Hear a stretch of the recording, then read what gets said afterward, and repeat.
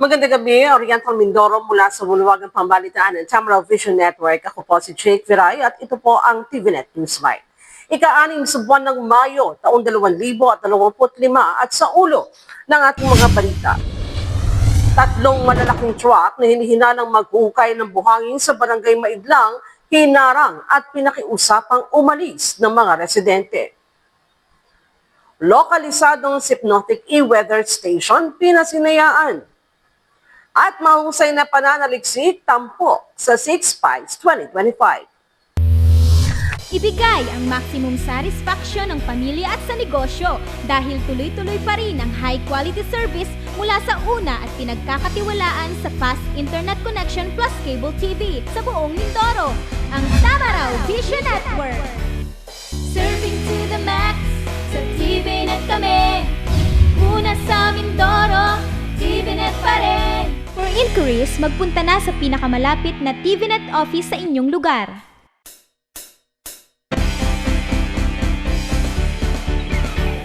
At sa detalye ng ating mga balita.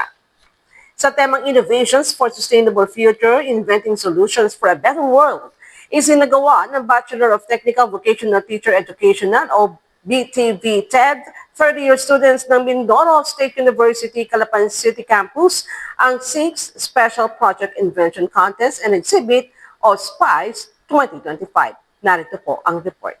Sa temang Innovations for Sustainable Future Inventing Solutions for a Better World, isinagawa ng Bachelor of Technical Vocational Teacher Educational o BTV-TED 30 students ng Mindoro State University, Calapan City Campus ang 6th Special Project Invention Contest and Exhibit o SPICE 2025. Layunin na nasabing aktibidad na maipakita at maibahagi ng mga estudyante ang kanilang talento, talino at kakayahan sa pananaliksik sa iba't ibang larangan tulad ng food service management, automotive technology, electronics technology, drafting technology at iba pa. Sa ginanap na programa, sa mensahe ni BTV-TED at BT-LED Program Chairperson Professor Ronnie Magsino, binati niya ang lahat ng mga mag-aaral sa matagumpay na muling paglulunsad ng SPICE. Hangad niya na makita ang mga ginawang pananaliksik ng mga mag-aaral di lamang sa Minso Campus, kundi maging sa iba't ibang bahagi ng bansa. Sa mga bata po namin, sa mga students po ng BTV-TED, congratulations for a very nice activity and researches na na-develop nila. So ito ay malaking tulong not only for Minso community but also sa ating department sa BTV-TED para i-showcase at ipakita sa buong Minso community at sa Mindoro na rin sa Calapan City kung anong meron sa programa ng BTV-TED. At ito ay magpapatuloy sapagkat kaming mga faculty ng BTV-TED ay nangangarap na hindi lamang dito sa Minso makita ang research output ng mga bata, kundi sa iba't ibang panig ng ating bansa. Nagbigay rin ng kanilang mensahe sina University President Dr. Enya Mary Apostol, SPICE Director Professor Mario De Castro Jr., DOST Oriental Mindoro Director Jessie Pine, at inampang panauhin. Lahat ay pawang nagpahayag ng kanilang pagsuporta at pasasalamat sa ipinamalas na husay at talino ng mga estudyante. Samantala sa ikalawang bahagi naman ng programa isinagawa ang 6 SPICE Winners Recognition. Samantala, isang mahalagang hakbang tungo sa kahandaan sa sakuna at katatagan sa klima ang muling naitala sa Oriental Mindoro sa pamamagitan ng inaugurasyon ng ikalawang Project Moses, Localized Hypnotic E-Weather Station sa San Andres Elementary School, San Andres, Nauhan. Ang inisyatibang ito ay pinangunahan ng Mindoro State University sa pakikipagtulungan sa DOST Mimaropa at DOST PSTO Oriental Mindoro.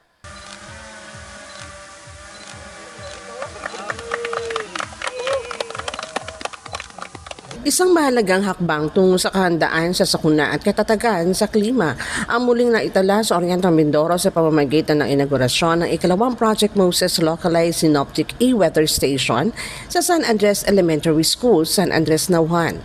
Ang inisyatibang ito ay pinangunahan ng Mindoro State University sa pakikipagtulungan sa DOST Mimaropa at DOST PSTO Oriental Mindoro. Itinampok sa kaganapan ang pagdaragdag ng ikalawang tore sa network ng mga lokal na istasyon ng panahon sa lalawigan. Ang bagong itinayong e-weather station ay sumasama sa unang istasyon sa Alcate, Victoria na nagbibigay sa mga komunidad sa loob ng 9-kilometer radius ng real-time at partikular na datos ng panahon na nagpapalakas ng kakayahan sa paggawa ng desisyon tuwing may pagbabago ng panahon o sakuna. Dumalo sa paglulunsad ng proyekto ang mga kinatawan mula sa Municipal Disaster Risk Reduction and Management Office, Department of Education sa pamamagitan ng Schools Division Office, Oriental Mindoro at Barangay San Andres. Ang naturang pagsasagawa ay nagpapatibay sa layunin ng proyekto na palakasin ang real-time early warning at monitoring systems. Pati na rin ang suporta sa data-driven planning at response strategies para sa mga lokal na pamahalaan. Ang pagtatayo ng Project Moses sa Victoria at Nauhan, Oriental Mindoro ay kauna-unahan sa Mimaropa at sa buong Pilipinas. Ang paglalagay ng ikalawang tore na ito ay higit pang nagpapatibay sa Project Moses bilang isang pundasyon sa pagpapabuti ng lokal na mga hakbang sa pag-iwas at pagpapagaan ng epekto ng sakuna sa Oriental Mindoro. Ang papel nito sa pagbibigay kapangyarihan sa mga komunidad ay sumasalamin sa isang kolektibong adhikain para sa mas ligtas at mas matalinong lalawigan. Kasama na siya sa website natin ngayon. Nakikita na natin ang data. May selection po tayo doon ng San Andres. Sample. Project Moses. Pwede niyo po puntahan po yung may internet po. Bisitahin niyo lang po yung aming website and FB page lang po may nag-a-announce. Yung amin po.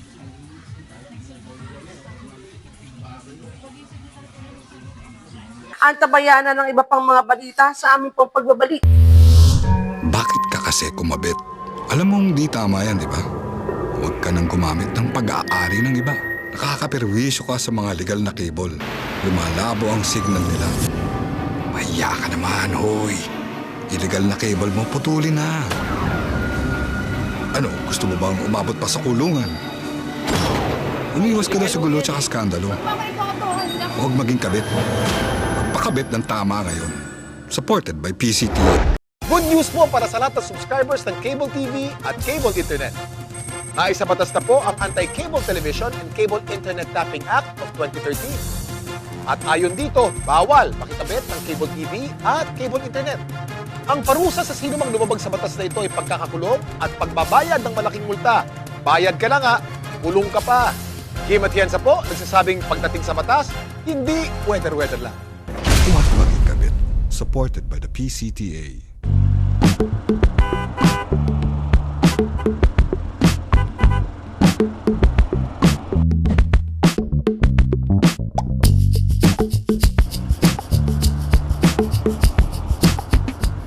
Ibigay ang maximum satisfaction ng pamilya at sa negosyo dahil tuloy-tuloy pa rin ang high-quality service mula sa una at pinagkakatiwalaan sa fast internet connection plus cable TV sa buong Mindoro, ang Tamaraw Vision Network. Serving to the max, sa TVNet kami. Una sa Mindoro, TVNet pa rin. For inquiries, magpunta na sa pinakamalapit na TVNet office sa inyong lugar.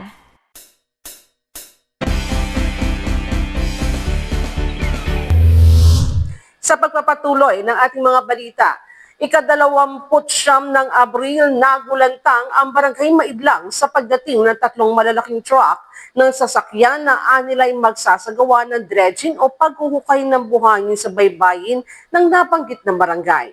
Ang mga nasabing sasakyan, hinarang at pinakiusapang umalis ng mga residente. Ika-29 ng Abril, nagulantang ang Barangay Maidlang sa pagdating ng 3 malalaking truck ng sasakyan na anila ay magsasagawa ng dredging o paghuhukay ng buhangin sa baybayin na nabanggit na barangay.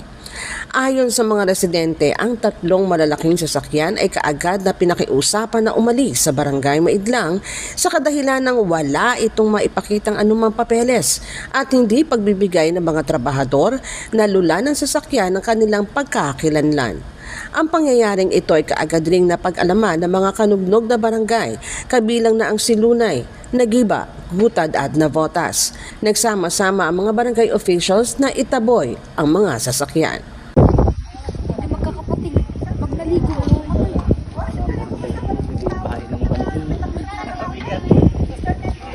Kinabukasan at 30 ng Abril ay agad na nagsagawa ng dialogo sa pagitan ng mga magkakatabing barangay ang mga opisyales at residente dito. Dito nila ipinaabot ang kanilang mga pangamba at mariing pagtutol sa proyekto dahil lubhaan nila itong makakaapekto sa kanilang kaligtasan at kabuhayan. Malinaw mula sa naganap na dialogo na lahat ay tutol at nagkakasundo na sama-samang titindig upang pigilan ito. Inaasahan na rin nila ang pagpapatibay ng barangay resolution na konkreto nilang magpapatunay ng kanilang hindi pagsang-ayon. Sesyon, ipagpupulungan namin para matalaka yung hindi napayag ng barangay Silunay na mahukay ang ilog. Sige po, hingi po kami ng kapit. Sa tulad kahit kumuha ng buhangin, yung testing na buhangin, lalakot rin ito pumasa, hindi kayo papayagan ng barangay. Lalo na mga namumuno. Kasi pag kayo ay napapayan at kayo nag-operate dyan, kami yung namumuno ang tapos dyan. Ayaw namin yung gano'n. Ng taong barangay at saka sa sanggunian. So yun po ang hinihiling namin, resolution buhat sa inyo, MOA nyo, papunta sa amin, na kami ay hindi Ganon din po ang sa inyo. Kasunduan po natin para po hindi lang kayo ang may alam, para kami lahat ay may alam. Ganon din po ang mamamayan ng barangay ng Silunay.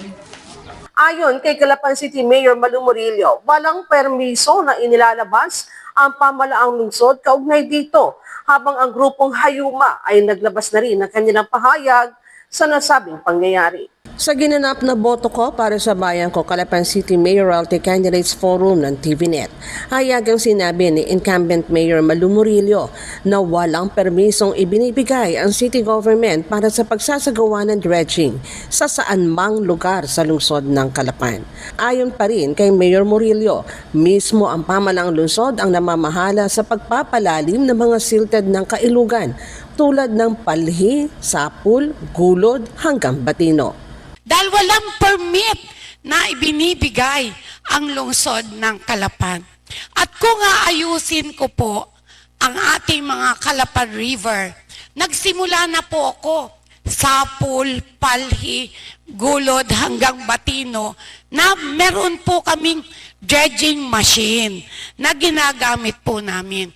Kasi unang-una, ang Calapan po, ang catch basin, lahat ng tubig na nagagaling sa mag-asawang Tuvig River, dito po sa atin pupunta.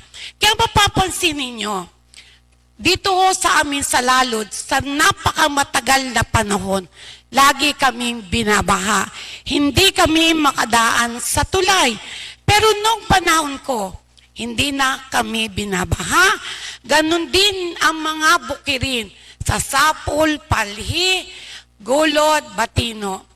Inayos po namin ang mga dredging, hindi ibang kumpanya, kundi ang city government ang namahala sa pagpapaayos ng mga silted na rivers natin. Kasi grabe na ang siltation. Samantala, naglabas na rin ng kanilang pahayag ang grupo ng mga mangingisda sa lungsod ng Hayuma, kaugnay sa nasabing pagmiminaan nila ng buhangin. Ayon sa Hayuma, mariin nilang tinututulan ito at naniniwala silang magdudulot ito ng pagkawala ng isda at pagkasira ng pangpang at kailugan. Nananawagan rin ang Hayuma na ipatigil ang planong paghakot ng buhangin o sand mining na naaayon din nila sa mining moratorium ng lalawigan. Magbabalik po ang TVNet Newsline makalipas lamang ilang paalala.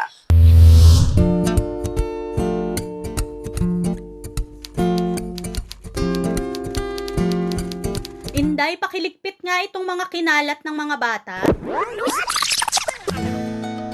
Noon, gusto ko makapag-aral. Pero walang oras dahil full-time ang trabaho ko. Pero ngayon, dahil sa online classes ng Solar Learning at DepEd Alternative Learning System, natupad na ang pangarap kong makapag-aral. Good day, ka-learners! Welcome to another episode. Hindi ko na kailangan pumasok sa eskwelahan. Nakakapag-aral ako sa oras na gusto ko. Anytime! Nagkaroon ako ng second chance sa pag-aaral. At dahil recognized ito ng DepEd, sigurado ako sa diploma. This lesson, You should be able to. you learned about the persons. Sa wakas, matatapos ko na ang high school ko. May salamat din nga pala kay ate. Ina-sponsor niya ako na ma-enroll sa Solar Learning.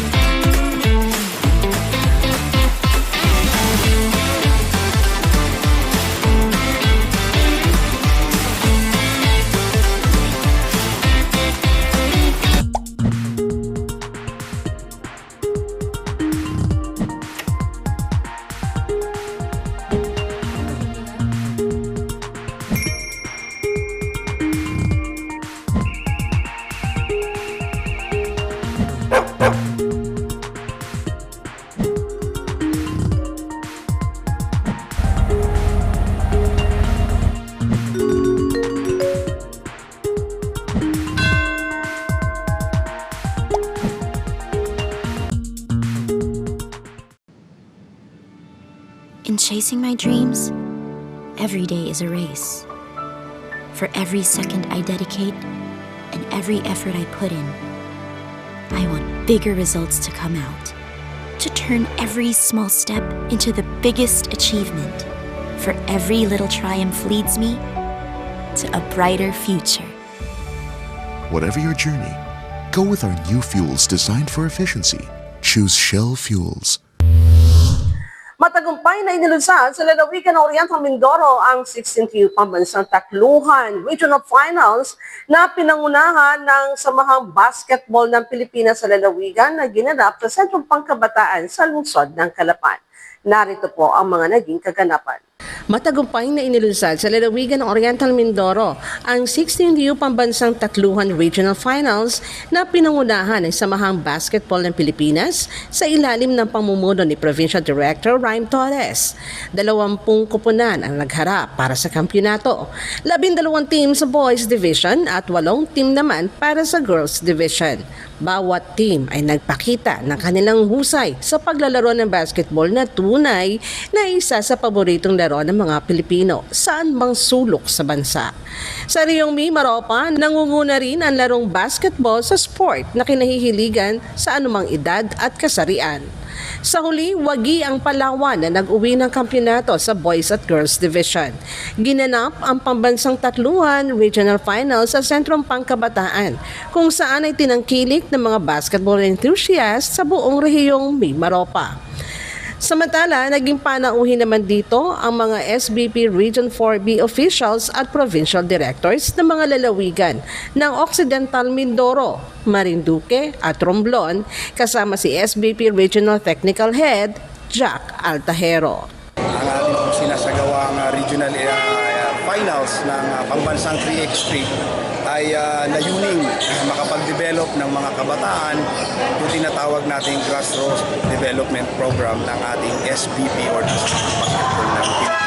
Una po ang talento o skills ng ating mga kabataang taga Mimaropa ay may pakita o may pamalas nang sa ganon ang mga posibilidad na masama sa mas matataas pang larangan ng palaro dito sa ating bansang Pilipinas. Samantala, alamin natin ngayon ang presyo ng mga pangunahing bilihin sa ating pamilyang lungsod ng Calapan.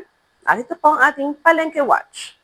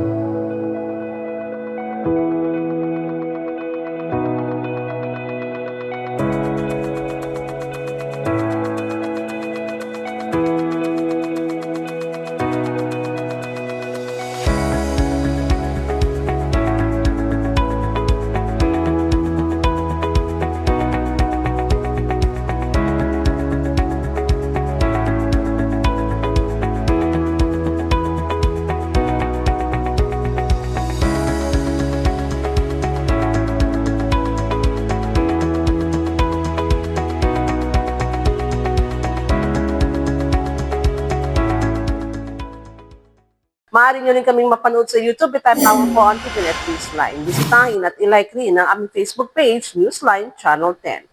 At yan po ang kabuuan ng mga balita na kalap ng Newsline staff and crew para sa araw na ito. Para po sa inyong comments, suggestions, mga balita at informasyon na nais yung iparating sa aming programa, tumawag po lamang sa TVNet hotline sa numero bilang 043-288-4240.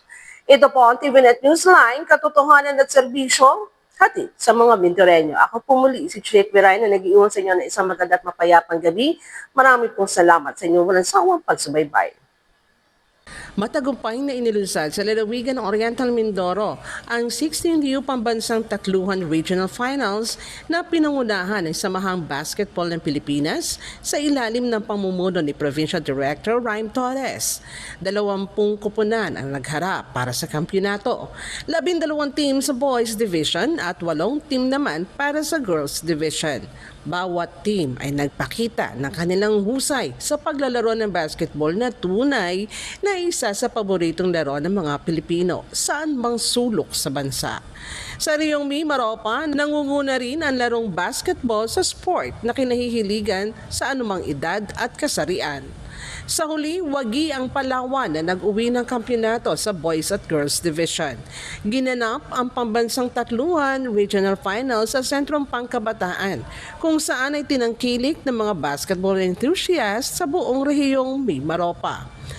Samantala, naging panauhin naman dito ang mga SBP Region 4B officials at provincial directors ng mga lalawigan ng Occidental Mindoro, Marinduque at Romblon kasama si SBP Regional Technical Head Jack Altahero.